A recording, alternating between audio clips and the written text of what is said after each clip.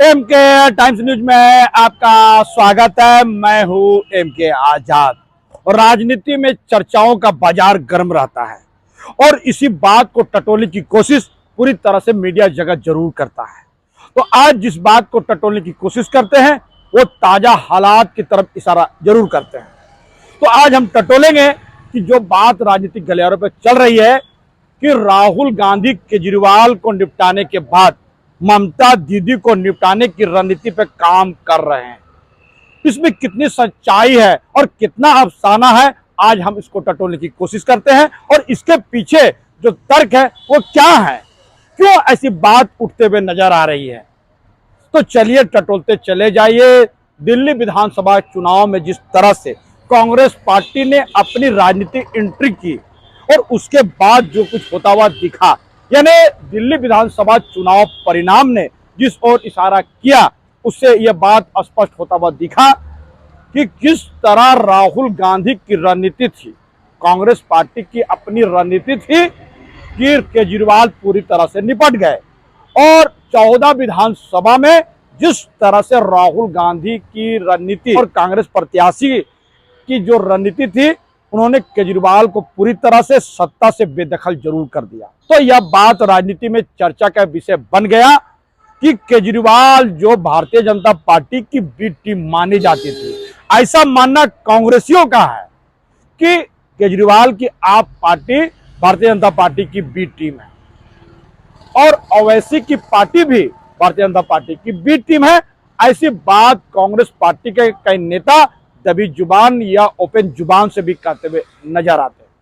जी हाँ, तो सबसे पहले ओवैसी को तेलंगाना में कांग्रेस पार्टी ने किस तरह सत्ता से बेदखल कर दिया, उसके बाद दूसरा बी टीम जो आप पार्टी है उसको भी निपटाने में राहुल गांधी ने बड़ी अहम भूमिका निभा दी। तो राजनीति में एक मैसेज पूरी तरह से इंडिया गठबंधन में तमाम उन दलों का है जो कांग्रेस को कम आंकने की कोशिश लगातार करते हैं और कांग्रेस को नाथने की कोशिश भी क्षेत्रीय दलों के द्वारा जो कांग्रेस पार्टी के सहयोगी दल माने जाते हैं उनका प्रयास जरूर रहता है। तो याद कर लीजिए 2004 की राजनीति को टटोलते चले जाइए। जब राहुल गांधी सक्रिय राजनीति की शुरुआत किए तो सबसे पहले कांग्रेस पार्टी ने राहुल गांधी को युवा मामले का प्रभारी बनाया था और तभी से राहुल गांधी के मन में इच्छा थी कि कांग्रेस पार्टी बिना गठबंधन का एकला चलो की नीति अपनाते हुए नजर आवे। लेकिन कहा क्या जाए, क्योंकि उनकी माता सोनिया गांधी जो यूपीए गठबंधन का सूत्रधार रही है और राहुल गांधी उससे इतर अपनी सोच रखते थे।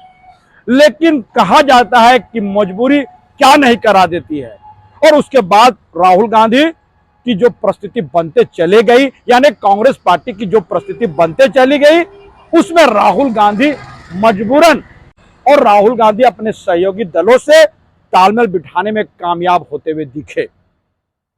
या मजबूरी नहीं तो क्या है, क्योंकि राहुल गांधी की शुरू से नीति रही है एकला चलो। तो चलिए आज बढ़ते चले जाइए। आज हम दूसरी तरफ टटोलने की कोशिश करते हैं। तो केजरीवाल की आप पार्टी दिल्ली विधानसभा से चुनाव हारने के बाद उनको डर सताने लगा है कि पंजाब में उनकी सरकार कहीं गिर न जाए, क्योंकि भारतीय जनता पार्टी के नेताओं पर उनको शुरू से शक था और लगातार ऑपरेशन लोटस चलता चला जा रहा है। और इस बात की राजनीतिक चर्चा गर्म है कि पंजाब में भी केजरीवाल की पार्टी टूट नहीं जाए, सरकार वहां गिर नहीं जाए। यह भी राजनीतिक गलियारों पे एक चर्चा का विषय बहस के साथ उड़ता चला जा रहा। तो समझते चले जाइए।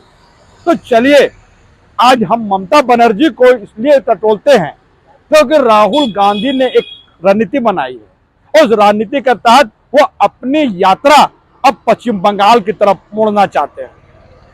वो चाहते हैं कि पश्चिम बंगाल में भी पूरी तरह से कांग्रेस पार्टी को फिर एक बार जीवित कर दिया जाए और जरूरी है कि उसमें एनर्जी और ऊर्जा भरने का काम दिल्ली की बड़े नेताओं के द्वारा होता हुआ दिखे। तभी तो राहुल गांधी पश्चिम बंगाल में अपनी पदयात्रा को अंजाम देने में और धारदार देने में पश्चिम बंगाल के कांग्रेस कमेटी को अलर्ट रहने का संदेशा भिजवाया है। अंदर खाने की रिपोर्ट पर यकीन कर लिया जाए तो राहुल गांधी चाहते हैं कि इस बार पश्चिम बंगाल के चुनाव में कांग्रेस पार्टी दमखम के साथ चुनाव लड़ता हुआ दिखे और जो बात केजरीवाल के लिए अप्लाई किया गया था वही बात पश्चिम बंगाल में ममता बनर्जी के टीएमसी के लिए अप्लाई किया जाए, यानी वही रणनीति बनाया जाए जिससे केजरीवाल धाराशायी हो गए तो ममता बनर्जी भी धाराशायी हो जाएगा। और दोनों के बीच में समानता सिर्फ इतना है कि दोनों के जो वोट बैंक में अल्पसंख्यकों का खास वोट को जोड़ दिया जाए तो बड़े पैमाने पे कांग्रेस पार्टी के तरफ अल्पसंख्यकों का रुझान बढ़ता चला जा रहा है और पश्चिम बंगाल में भी अल्पसंख्यकों का बड़ा मायने है, एक बड़ा वोट बैंक है जिसपे कांग्रेस की भी नजर है जो इस वक्त में पूरी तरह से टीएमसी के पाले में जाता हुआ दिख रहा है। और लड़ाई की शुरुआत हुई तो कहां से हुई और राहुल गांधी ममता बनर्जी को लेकर नाराज क्यों हुई, इसको भी टटोलते चले जाइए। अडानी के मामले को लेकर राहुल गांधी लगातार भारतीय जनता पार्टी को घेरते रही है, चाहे सड़क हो चाहे वो संसद हो, तमाम जगह राहुल गांधी अडानी को घेरने में कोई कोर कसर बाकी नहीं रहने देना चाहते हैं और बड़े दमखम के साथ अडानी के तमाम मामलों को पुरजोर तरीके से उठाते नजर आते हैं। लेकिन इस बार संसद में जिस तरह से राहुल गांधी लगातार अडानी के मामले में लगातार सरकार को घेरते नजर आए तो उससे इधर ममता बनर्जी अपनी अलग राय रखने में कामयाबी हासिल जरूर की। वो अपनी एक अलग राय बनाते हुए नजर आई, वो ये कहते नजर आई कि अडानी के मामले में राहुल गांधी की कांग्रेस पार्टी पूरी तरह से अपने सहयोगी दलों से बिना राय मशवरा किए अकेले इस मामले को उठाकर श्रेय लेना चाहती है और ममता बनर्जी इससे इत्तेफाक नहीं रखती और बताया जाता है कि ममता बनर्जी उसी समय राहुल गांधी से इसी बात को लेकर नाराज थी। तो साफ जाहिर है कि ममता बनर्जी और अडानी की दोस्ती अब जग जाहिर है। तो याद कर लीजिए, इसको भी टटोलते चले जाइए। 2022 में जब गौतम अडानी के पुत्र करण अडानी की मुलाकात जब ममता बनर्जी से सचिवालय में हुई तो समझते चले जाइए तो क्या थे मामले, आप समझते चले जाइएगा तो समझना आसान होता हुआ दिखेगा। तो बताया जाता है कि उसी समय में यानी 2022 में और गहरे समुद्र में परियोजना बनाने को लेकर एक निविदा निकाली गई थी। जयपुर की इस परियोजना को लेकर कई बड़े उद्योगपति ने जरूर दिलचस्पी दिखाई, लेकिन जब करण अडानी की मुलाकात ममता बनर्जी से पश्चिम बंगाल के सचिवालय में हो गई तो राजनीतिक चर्चा उस वक्त में भी गर्म हो गई थी कि यह परियोजना गौतम अडानी के खाते में जाने वाली है। तो समझते चले जाइए। और गौतम अडानी की भी मुलाकात जब ममता बनर्जी से पश्चिम बंगाल में होते हुआ दिखा तो राजनीतिक परवान एक बार फिर चलता हुआ नजर आए। एक तरफ राहुल गांधी लगातार अडानी को पूरी तरह से घेरते नजर आते हैं तो ममता बनर्जी अडानी के मामले को लेकर सॉफ्ट कॉर्नर नीति अपनाती है और यह तो अब जग जाहिर हो चुका है कि अडानी और ममता बनर्जी के बीच में अच्छी तालमेल जरूर है, इसको इनकार बिल्कुल नहीं करना चाहिए। तो समझते चले जाइए। तो 2024 में होने वाले ग्लोबल बिजनेस समिट में अडानी ने जिस तरह से दिलचस्पी दिखाई तो समझते चले जाइए। कहा जा रहा था कि अडानी और ममता बनर्जी की मुलाकात यूं ही बिल्कुल नहीं है, उसके भी राजनीतिक माने जरूर है और अडानी के मामले से ही शुरू होता है राहुल गांधी और टीएमसी के बीच में जीत। और कहा जाता है कि और राहुल गांधी की राजनीति पर नजर रखने वाले यह स्पष्ट देखते हैं कि ओवैसी की पार्टी को तेलंगाना से निपटाने के बाद और दिल्ली में केजरीवाल की पार्टी को निपटाने के बाद अगले टारगेट में वो ममता बनर्जी की टीएमसी को जरूर रखते हैं। इसमें कितना दम दिखेगा वो तो आने वाला वक्त में पता चलेगा, क्योंकि पश्चिम बंगाल में चुनाव अभी देरी से है, उससे पहले बिहार में चुनाव होंगे। तो दिल्ली विधानसभा का चुनाव परिणाम ने राहुल गांधी को अलग तरह की एनर्जी जरूर दी और एक तरह से पार्टी को खड़ा करने में एक बड़ी भूमिका निभाता हुआ नजर आ रहा है।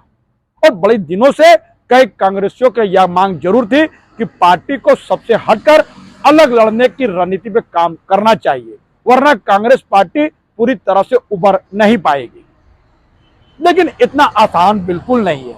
गठबंधन तो रहना चाहिए, यह हम लोगों की अपनी राय हो सकती है, लेकिन गठबंधन के माने बिल्कुल नहीं है कि राष्ट्रीय पार्टी को 2, 4, 10 सीटों में निपटा देने की सोच, एक छोटी सोच के तहत में पूरी तरह से इसको नाकामी के तरफ ले जाने में बड़ा भूमिका निभा सकता है। यानी कहा जा सकता है कि गठबंधन दलों को, जो इंडिया गठबंधन के दल है, उनको भी सोचना चाहिए कि कांग्रेस एक बड़ी पार्टी है, बड़ी भाई की भूमिका में होनी चाहिए। उनके मशवरे के बिना अगर कोई फैसले होंगे तो इंडिया गठबंधन जरूर कमजोर होगी और इससे सबसे ज्यादा नुकसान तो क्षेत्रीय दलों को जरूर होगा, क्योंकि क्षेत्रीय दलों का नुकसान के बाद उभरने की शक्ति कम ही रहती है। जबकि कांग्रेस पार्टी विगत लोकसभा चुनाव में कहां थी, आज कहां है। यानी बड़े नेशनल पार्टी का उभरने की अपनी रणनीति भी अपने तरफ से काम करती हुई दिखती है। तो समझते चले जाइए, बड़ी पार्टियों के अपने बड़े हाथ होते हैं, बड़े पार्टियों के अपने अपने हैंड्स होते हैं, अपने अपने तरीके होते हैं, बड़ा चमौड़ा होता है, थिंक टैंक होता है और तमाम तरह की चीजों पर मंथन चलता है। और छोटे दलों में परेशानी यह है कि उनके पास फंड की कमी होती है, थिंक टैंकों की कमी होती है और बड़े नेताओं का विजन उस पार्टी के साथ जुट नहीं पाता है। यह है क्षेत्रीय दलों की कमी और बेबसी, और राष्ट्रीय दलों का यही है एक फायदा। तो देखना बड़ा दिलचस्प होगा कि राहुल गांधी ममता बनर्जी को किस तरह टारगेट करते हैं। जब उनका पश्चिम बंगाल दौरा होगा, जब पदयात्रा शुरू किया जाएगा, तो किस तरह वहां की जनता इसको लेती है, इस पर भी निर्भर होता हुआ दिखेगा। लेकिन पूरी तरह से पश्चिम बंगाल कांग्रेस कमेटी पूरी तैयार होती हुई दिखती है। तो हमारा ये छोटा सा विश्लेषण आपको कैसा लगा, अपने कमेंट जरूर कमेंट करें, और जिन्होंने अभी तक हमारी न्यूज को सब्सक्राइब नहीं किया उसे विनम्र निवेदन है कि सब्सक्राइब जरूर कर दे, संभव है तो शेयर कर दे। ज्वाइन का बटन है, आप आर्थिक सहयोग भी कर सकते हैं ताकि हम आपके लिए इसी तरह के वीडियो ला सके। जोहार।